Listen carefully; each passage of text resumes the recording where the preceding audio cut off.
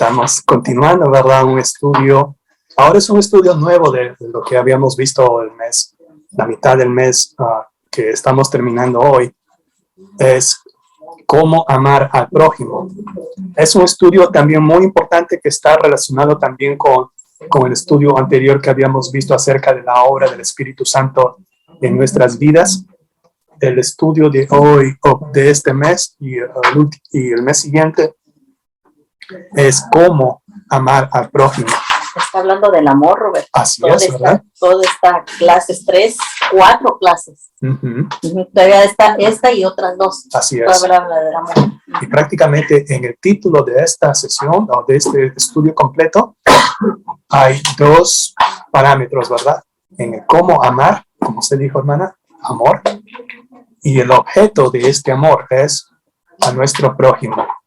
El amor, ¿verdad? Es el cumplimiento de todas las leyes de Dios. Nuestro Señor Jesucristo nos dice en el gran mandamiento: y amarás al Señor tu Dios con todo tu corazón, con toda tu alma, y con toda tu mente, y con todas tus fuerzas. Y después Él nos dice que el segundo mandamiento es semejante al primero: amarás a tu prójimo como a ti mismo. Y después Jesucristo dice: no hay otro mandamiento mayor que estos. Es el gran mandamiento. En la sesión anterior habíamos nosotros identificado el objeto de nuestro amor, que es nuestro prójimo.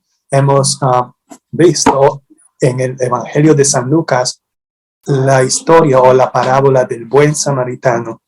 En este estudio completo de 6 sesiones se basa en el gran mandamiento de amar a nuestro prójimo como nos amamos a nosotros mismos. El estudio del día de hoy es cómo es el amor.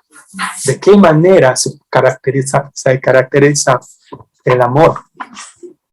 El amor que los creyentes que estamos llamados a poseer y practicar es algo mucho más grande que el concepto de amor que entendemos en la sociedad. ¿Por qué? Porque el amor ágape tiene su origen en Dios. En consecuencia, el amor que mostramos tiene que estar arraigado en Dios cuando amamos a los demás. Dios se manifiesta en nosotros cuando nosotros amamos al prójimo, y podemos ayudar a servir a nuestro prójimo cuando lo amamos como Dios lo ama. En el contexto de lo que vamos a ver en el estudio de esta mañana con el pasaje bíblico, vamos a ver 1 Corintios capítulo 13.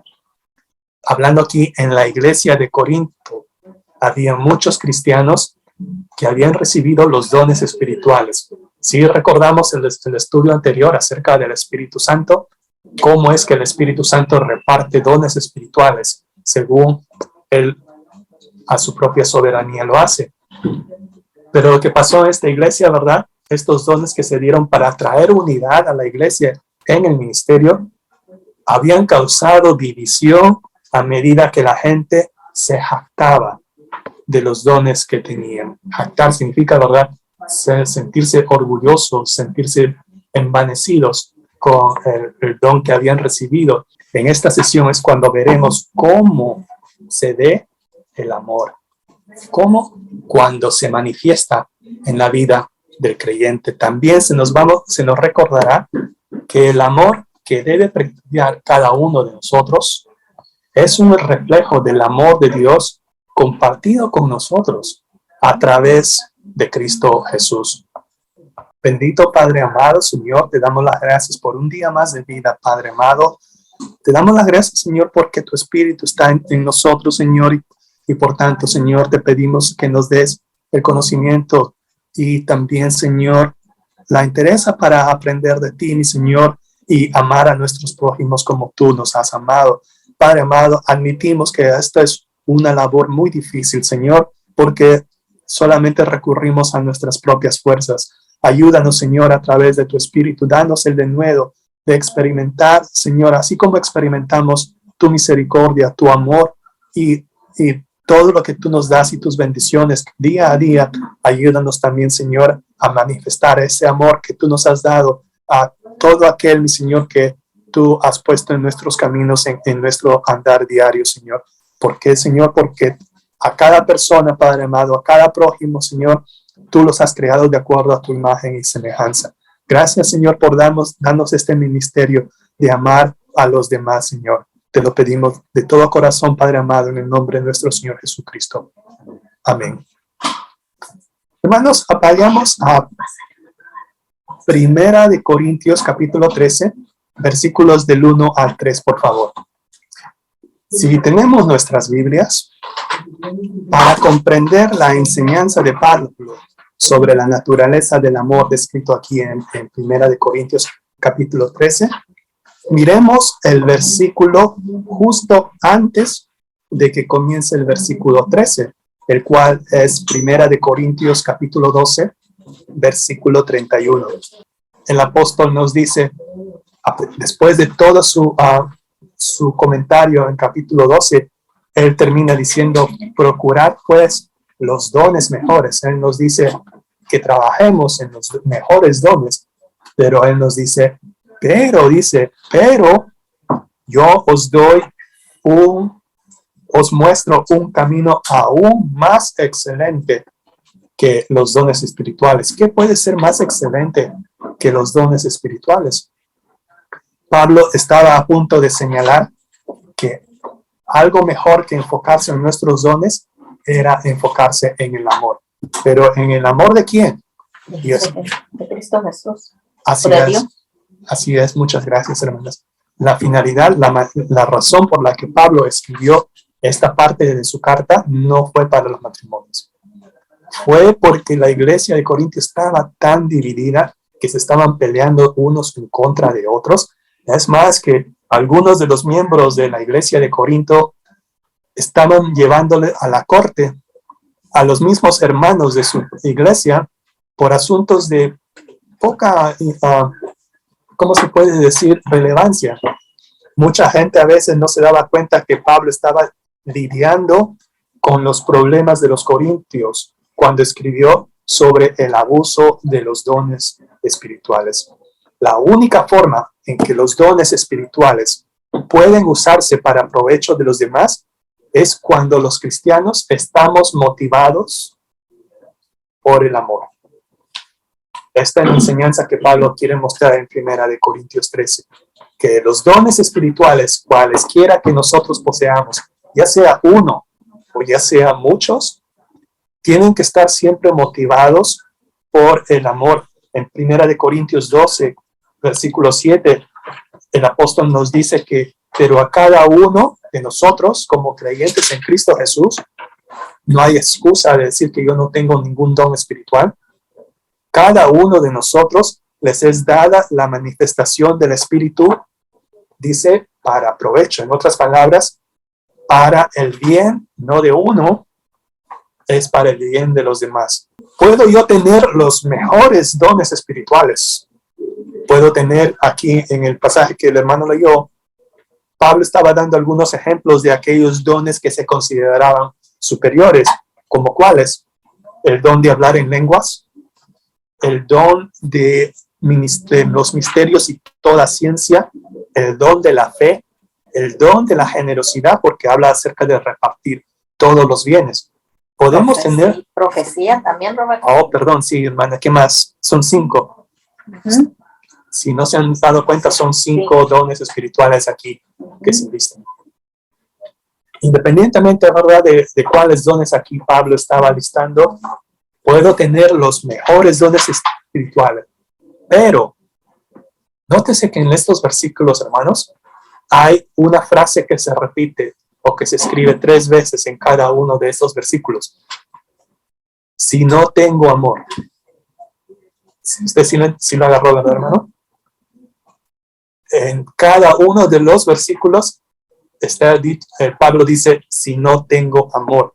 Lo dice 3 veces en estos 3 versículos. Quiere decir, hermanos, que sin amor, en primer lugar, mis acciones son irrelevantes, como dice en el versículo 1. Luego, si no tengo amor, en el versículo 2 dice, nada soy. Y tercero, Si no tengo amor, como dice el versículo 3, de nada me sirve. Wow, hermanos. No importa cuán asombrosas o avanzadas sean nuestras experiencias, o por más impresionantes o numerosos sean nuestros dones espirituales, a menos que su uso sea motivado y ejercido dentro del contexto del amor, no van a beneficiar a nadie, no van a beneficiarse a ti y van a perder todo su valor. Hay una pregunta aquí que tenemos. ¿Por qué la actividad religiosa no tiene sentido si no hay amor? Dios es amor, hermano, y nosotros como reflectores de Él debemos mostrar eso, o reflejar eso. Así es, hermano. Es que se va a hacer por obligación o por costumbre, pero no porque de veras del corazón sale. Porque como dijiste, el versículo 21, el de antes del capítulo 31, perdón, dice que un camino más excelente. Dice que procuremos los dones mejores, y eso a veces es lo que caemos nosotros como creyentes. Porque decías que en lo religioso que es lo más importante que debemos hacer, y a veces en lo que caemos como religiosidad es creernos ser el mejor. Como usted mencionó, ¿verdad? Acerca de Primera de Corintios 12:31. El amor es esencial para todos los demás aspectos de la vida cristiana. La única forma en que nuestra vida realmente puedan importar es eligiendo ese camino más excelente, el camino del amor de Dios. En la página 92 de nuestra guía de estudio personal, tenemos ahí una explicación que dice: la fuerza que debe mover todas las acciones personales y de la iglesia siempre ha de ser el amor genuino, el amor verdadero, el amor ágape que viene de Dios. Y aquí es la pregunta que nos hace el autor. Dice: ¿estoy motivado por ese amor para servir? ¿Es mi motivación para servir con mis dones espirituales, motivados por ese amor que Dios ha manifestado en cada uno de nosotros? Una pregunta personal para cada uno de nosotros que lo vamos a hacer, ¿verdad? Así que hasta aquí nosotros estamos viendo que el amor debe sustentar todo lo que hacemos. Ahora pasemos, hermanos, a los siguientes versículos, donde vamos a ver que el amor refleja el carácter de Cristo. En primer lugar, empezando con la primera característica, que el amor es sufrido, dice Reina Valera. La versión que leí, que el amor es paciente, podríamos decir que es lo mismo, sino que aquí se habla de una palabra griega la palabra griega se llama macrothumia, que significa que es un amor paciente, pero a su vez es un amor que es paciente, pero lo sufre. O sea, ¿cómo podemos decir que pacientemente sufre? A eso se refieren. En otras palabras, estas dos definiciones son correctas independientemente de la versión que tengamos. En el idioma griego hay tres conceptos principales de lo que es el amor. El amor eros, que era básicamente el amor apasionado o amor sexual. Aquí no se habla de ese tipo de amor en el Nuevo Testamento. El otro segundo tipo de amor, ¿verdad? O definición de amor en el griego era fileo, que significa, ¿verdad?, que era un amor sincero y un amor a un amigo o un amor a un familiar. Ese es el amor fileo. Pero aquí el tercer término es el amor ágape, en el que Pablo usó a lo largo de este capítulo. ¿Por qué ágape? Porque Dios es la fuente y máxima manifestación del ágape. Ágape no se trata de una emoción, ¿verdad? No se trata de maripositas en el estómago, sino de una acción. Y es aquí como en estos versículos del 4 al 7, todas las características del amor, Pablo las estaba listando en estos 4 versículos. El amor es paciente, el amor es bondadoso o benigno, Él dice que no es orgulloso. Esta palabra dice no se envanece, y a veces no entendemos qué significa esta palabra no se envanece. No es orgulloso, no es soberbio. Y después el versículo 5 dice no hace nada indebido. En otras palabras, no se comporta con rudeza. El amor no es grosero. En otras traducciones dice. También habla diciendo que el amor no busca lo suyo, que es lo mismo que decir que el amor no es egoísta. El amor no se irrita. En otras palabras, el amor no se enoja fácilmente. El versículo 6 es muy interesante, hermanos, porque dice que el amor no se goza de la injusticia, más se goza de la verdad. Este es un paralelismo antitético. Eso significa que la primera parte de este poema, de este versículo, dice una cosa, y la segunda parte de este versículo dice una cosa contraria a lo primero, con el fin de complementar y hacer una sola idea. Que no se goza de la injusticia. El amor nunca se va a gozar de la injusticia que otras personas sufren, por causa de muchos factores, hermanos. En resumen, el amor no se deleita en el mal que pueda sufrir la otra persona, por más enemigo, por más que yo esté contrario de opiniones de esas personas. Nosotros jamás podemos gozarnos por las cosas malas que le pueda estar pasando. Por más cosas que te haya hecho otra persona, no digamos que a lo mejor tú no eres tu enemigo, pero es una persona que está nomás. Y si le pasa algo, pues no va a decir, anda en ese donde está. Sí. No, está siempre riéndola. Ahora Pablo, el versículo 7, muestra que el amor de Dios es en cierto sentido inagotable. ¿Por qué? Dice, porque no pone límites a su compromiso, porque él dice todo.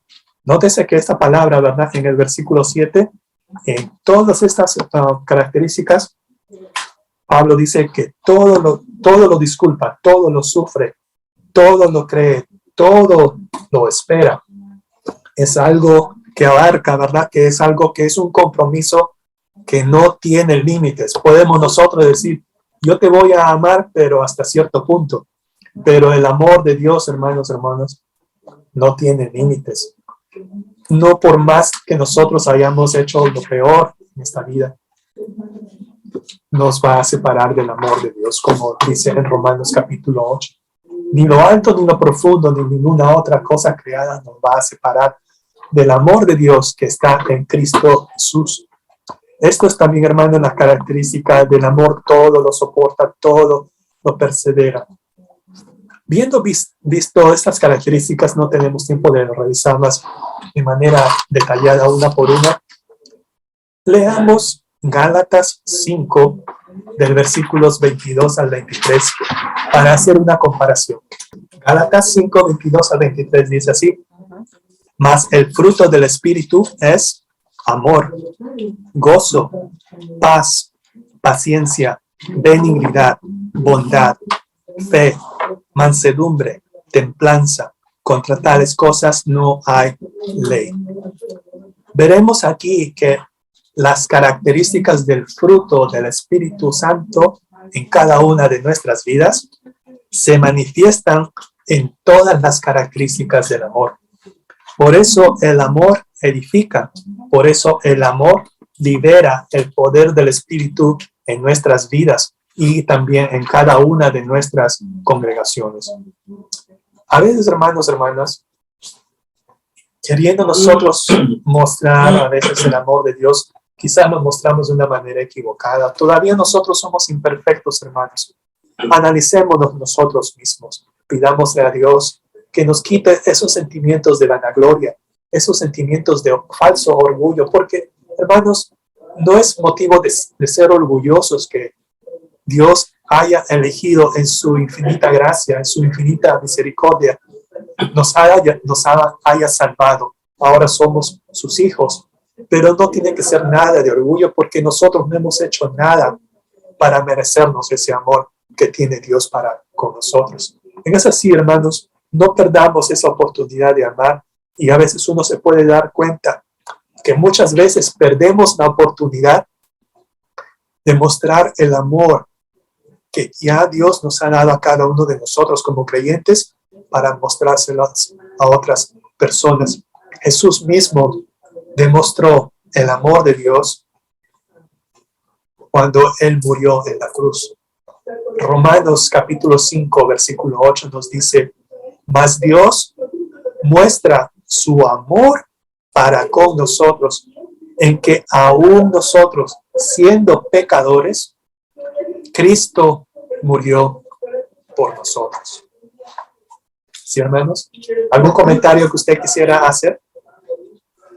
Que a veces somos piedra de tropiezo para otras personas por nuestra actitud. Sí. Hay un hermano que decía que cuando nosotros hagamos algo, todavía que pensamos Jesús lo haría. Jesús diría esto. Jesús diría eso. Y entonces da cuenta que como que nos caemos de rodillas. Como tú dices, nosotros, si yo soy cristiano, no merecía. Entonces, ¿por qué yo soy así? Usted puso un punto muy importante, hermanos. Siempre, cuando nosotros buscamos un estándar de amar, busquemos el ejemplo de Cristo. Y a veces, si nosotros queremos buscar un estándar de amor, aquí vemos 1 Corintios 13, versículos del 4 al 7. Esa es la característica del amor cuando se ve reflejada en Cristo Jesús. Gracias, hermanos, es muy importante. Pasemos a los 7 versículos, hermanos, en los que vemos que el amor no disminuye, ni se desvanece, ni deja de ser. Versículos del 8 al 13. El amor nunca deja de ser, pero las profecías se acabarán y cesarán las lenguas, y la ciencia acabará. Porque en parte conocemos y en parte profetizamos. Mas cuando venga lo perfecto, entonces lo que es en parte se acabará. Cuando yo era niño, hablaba como niño, pensaba como niño, juzgaba como niño. Mas cuando ya fui hombre, dejé lo que era de niño. Ahora vemos por espejo, oscuramente, mas entonces veremos cara a cara. Ahora conozco en parte, pero entonces conoceré cómo fui conocido. Ahora permanecen la fe, la esperanza y el amor. Estos 3, pero el mayor de ellos es el amor. Amén. Amén, hermana. Muchas gracias. El contraste aquí, ¿verdad?, que se presenta ahora está entre lo que es pasajero de todo cuanto existe y el amor ágape, que es eterno. ¿Por qué es eterno? Porque él tiene naturaleza divina. ¿Cómo es el amor? Es la pregunta es el título de este estudio del día de hoy. ¿Cómo es el amor? Yo podría decir, ¿verdad?, que la característica más importante del amor es que nunca dejará de ser. Como abre en este versículo, ¿verdad?, que dice, el amor nunca deja de ser. Nunca va a dejar de existir. Esta quizás es la característica más importante del amor. ¿Por qué, hermanos? Porque el amor es de Dios. Dios es amor. Y Dios es eterno. Yo cometería una herejía si yo diría que el amor va a dejar de existir. Es como decir que Dios dejaría de existir. Es algo que no tiene sentido. Por eso es que el amor es eterno. En 1 Juan 4:7 nos dice, porque el amor es de Dios, puesto que la principal característica o atributo de Dios es su amor. Dios es amor. 1 Juan 4:8 nos dice, el que ama no ha conocido a Dios, porque Dios es amor. Entonces, hermanos, las cosas que pudiéramos considerar de mayor valor en esta tierra no son nada comparadas con el amor, porque el amor es eterno.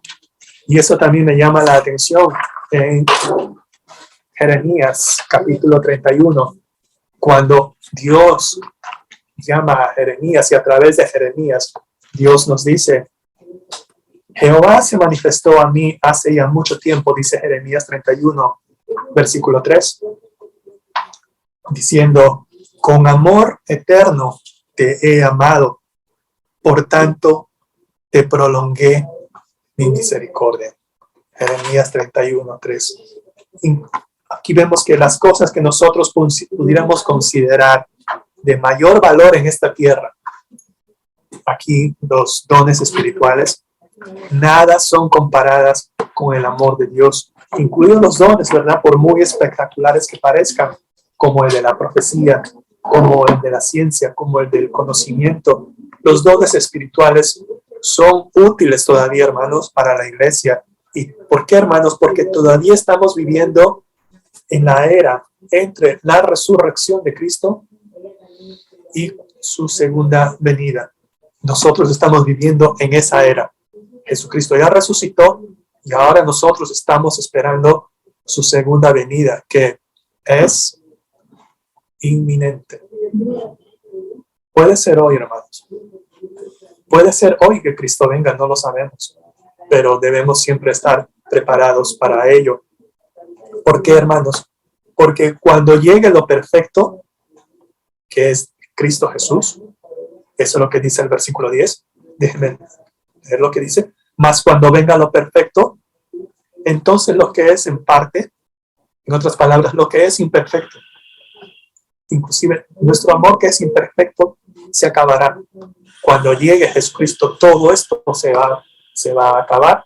Y es por eso que Pablo después menciona, ¿verdad?, acerca de su niñez, que cuando era niño hablaba como niño.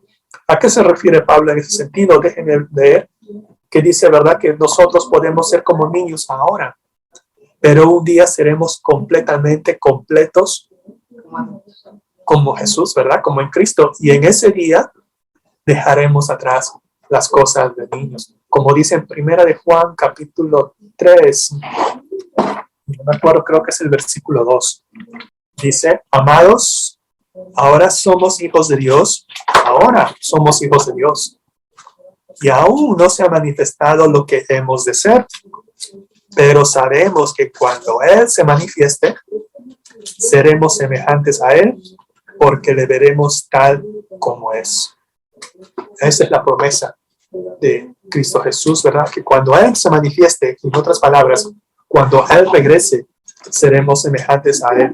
Lo que nosotros somos imperfectos, lo que nosotros somos niños, ya dejaremos de ser niños porque estaremos completos. La medida de nuestra madurez cristiana no es cuánto conocimiento tengamos de la palabra de Dios, sino es cuál es la profundidad de nuestro amor.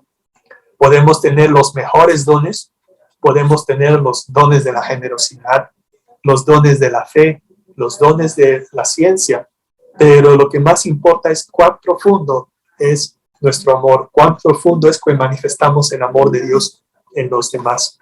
Ante la estima que los corintios tenían por los dones, Pablo les dice, ¿verdad?, en el versículo 13, como usted lo leyó, hermana, y ahora dice, permanece en la fe, la esperanza y el amor, estos tres, pero el mayor de ellos es el amor.